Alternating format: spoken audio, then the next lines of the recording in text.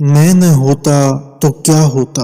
अशोक वाटिका में जिस समय रावण क्रोध में भरकर तलवार लेकर सीता को मारने के लिए दौड़ा, तब हनुमान जी को लगा कि इसकी तलवार छीनकर इसका सिर काट देना चाहिए। किंतु अगले ही क्षण उन्होंने देखा मंदोदरी ने रावण का हाथ पकड़ लिया। यह देखकर हनुमान गदगद हो गए। वे सोचने लगे, यदि मैं आगे बढ़ता तो मुझे भ्रम हो जाता कि यदि मैं न होता तो क्या होता।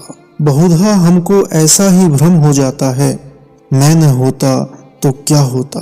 परंतु ये क्या, सीता जी को बचाने का कार्य प्रभु राम ने रावण की पत्नी को ही सौंप दिया।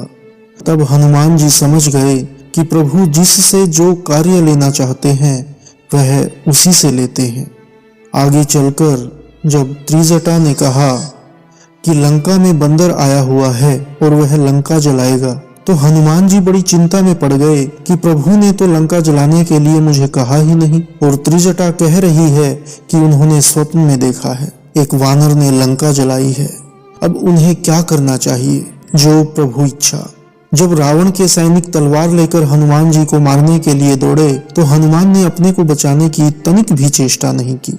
और जब विभीषण ने आकर कहा दूत को मारना अनीति है, तो हनुमान जी समझ गए कि मुझे बचाने के लिए प्रभु ने यह उपाय किया है। आश्चर्य की पराकाष्ठा तो तब हुई जब रावण ने कहा बंदर को मारा नहीं जाएगा, पर पूंछ में कपड़ा लपेटकर घी डालकर आग लगाई जाए। तो हनुमान जी सोचने लगे, लंका वाली त्रिजटा की बात सच थी, वरना लंका को जलाने के लिए मैं कहां से घी, तेल, कपड़ा लाता और कहां आग ढूंढता।